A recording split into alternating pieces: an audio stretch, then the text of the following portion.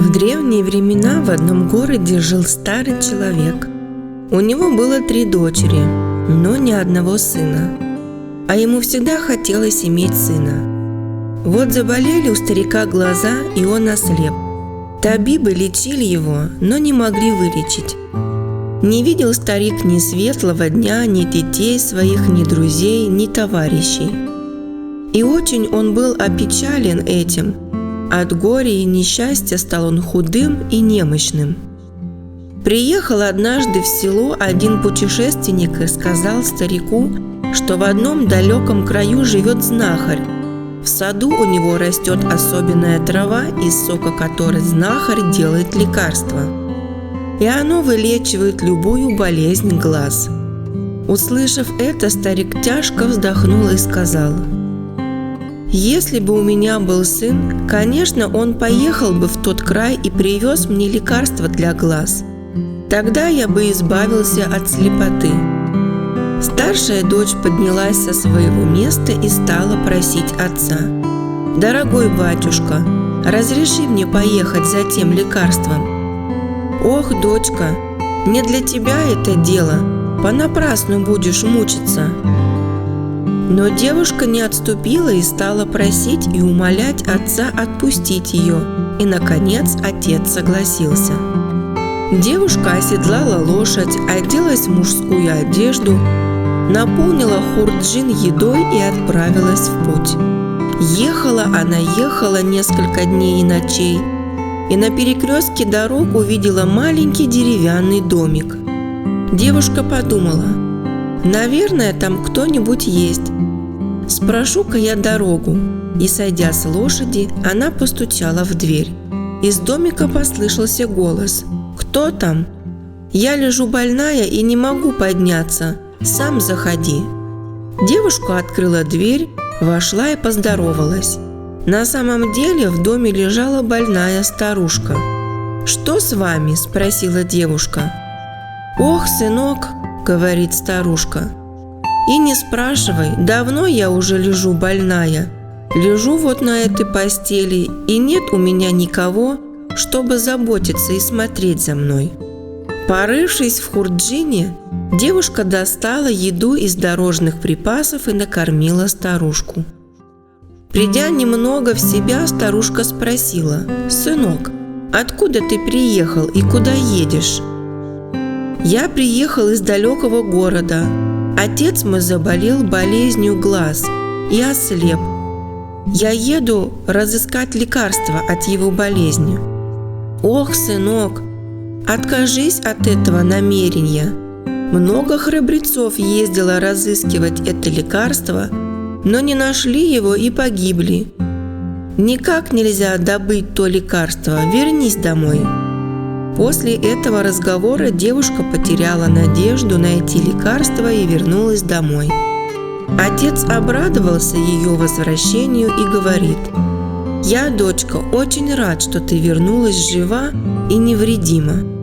Она рассказала отцу и сестрам о своем путешествии, о старухе, с которой повстречалась, и добавила: «Она говорила мне, что добыть то лекарство никак нельзя. Много храбрецов ездило разыскать его, но они ничего не нашли и погибли». Младшая дочь не придала значения словам старшей сестры, встала со своего места и сказала: «Дорогой батюшка, разреши мне поехать за лекарством, я обязательно его найду и привезу. Как твоя старшая сестра ничего не привезла, так и ты не привезешь. Оставайся лучше дома, а то погибнешь понапрасну».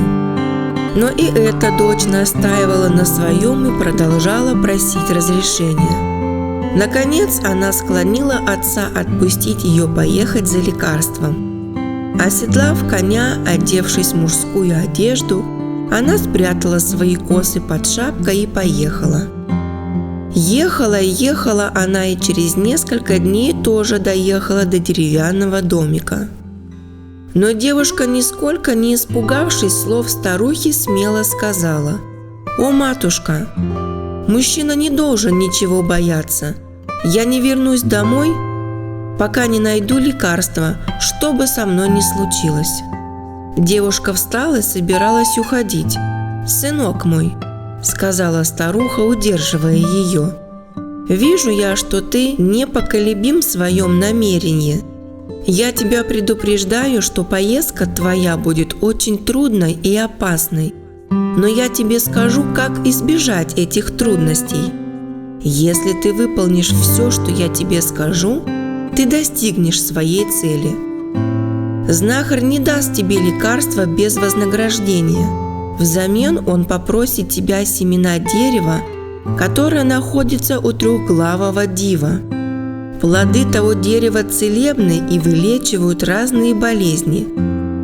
Когда ты придешь в обитель дива, сделай что-нибудь хорошее всем его животным и слугам. Потом постарайся взять у дива плод того дерева и убежать с ним. Если див погонится за тобой, вот тебе зеркало, гребень и брусок. Как только див приблизится к тебе, брось какой-нибудь из этих предметов через плечо. Это преградит дорогу диву. Ну вот, теперь иди. Счастливого тебе пути».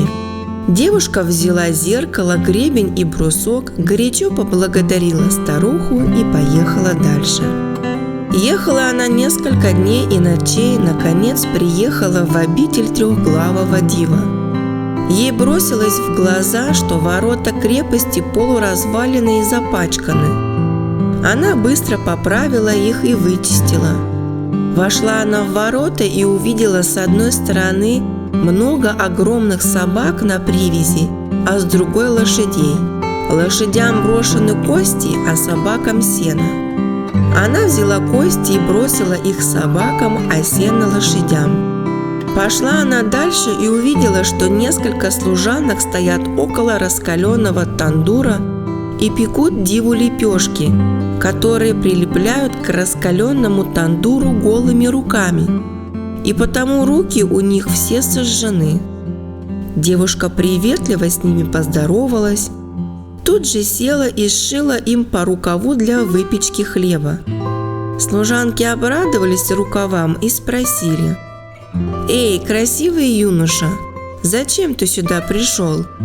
Девушка быстро рассказала им о своей цели. «О, очень трудное дело», – сказали служанки.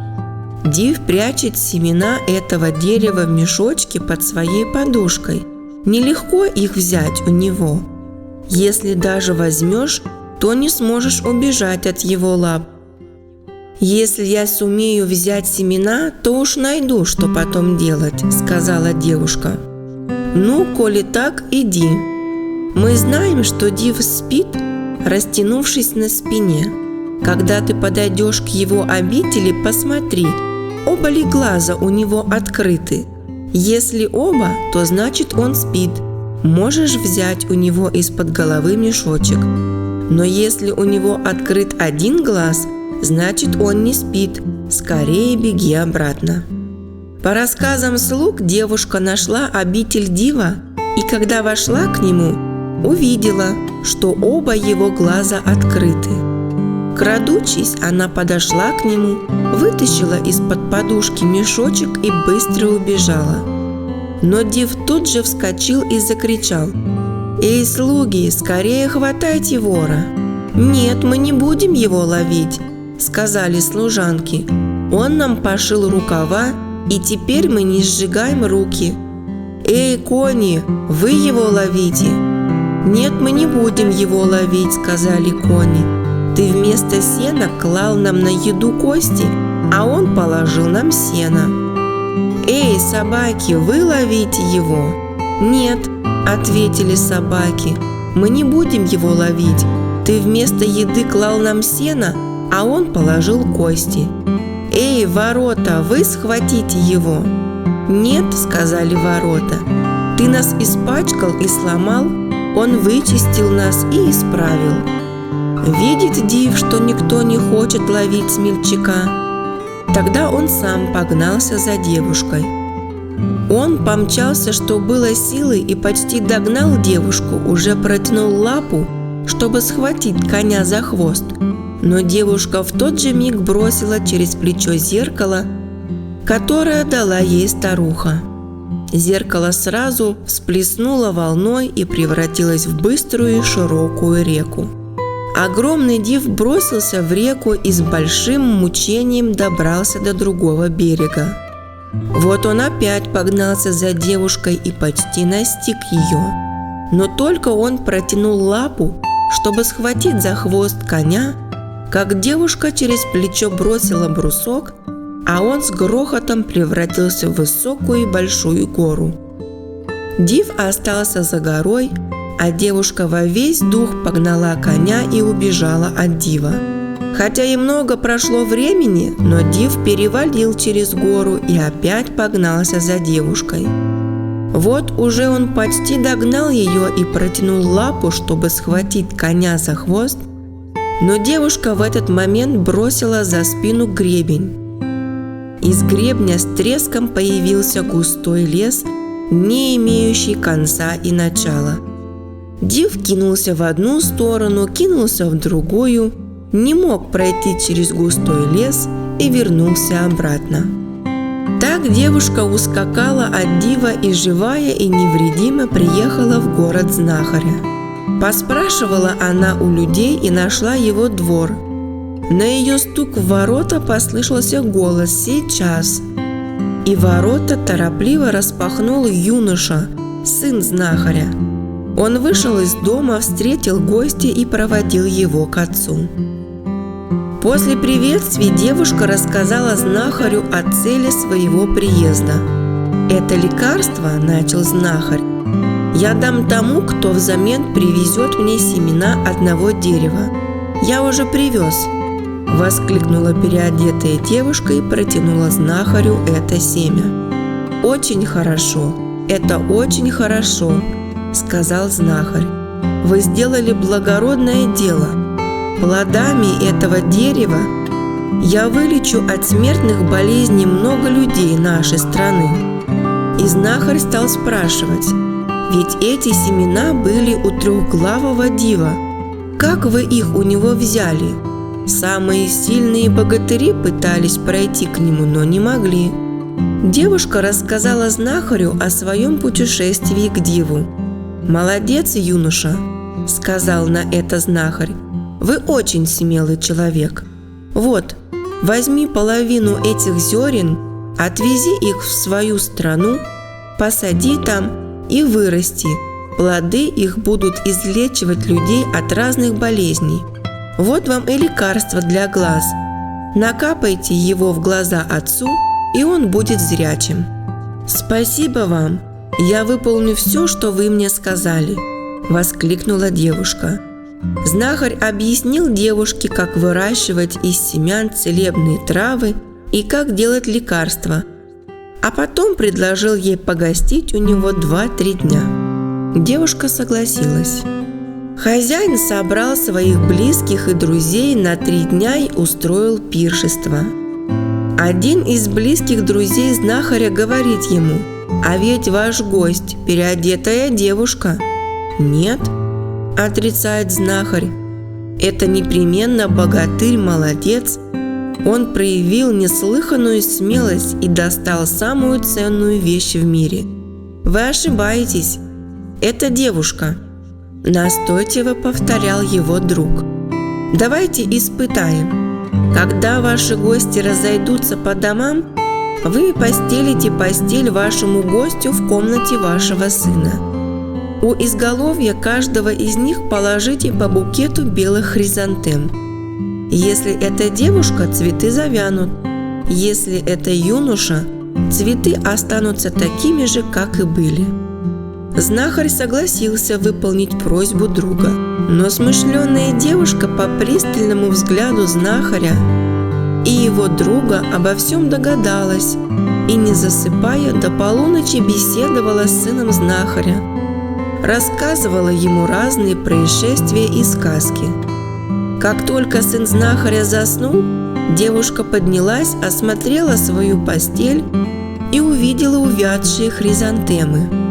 Она пошарила рукой у изголовья сына знахаря и нашла там свежие, как будто только сорванные цветы. Выбросила она увядшие цветы, вышла в сад и нарвала свежих белых хризантем. На рассвете она положила цветы у изголовья и заснула. Но сын знахаря не спал. Приоткрыв глаз, он наблюдал за девушкой и увидел все, что она делала. Утром знахарь, горя любопытством, пришел будить сына и гостя. Когда молодые люди вышли из комнаты, он достал из-под подушек цветы и поразился, какими свежими они были положены, такими и остались. Через 3 дня девушка собралась уезжать. Знахарь провожал ее с большим почетом и уважением. Распрощавшись со всеми, девушка отправилась в путь.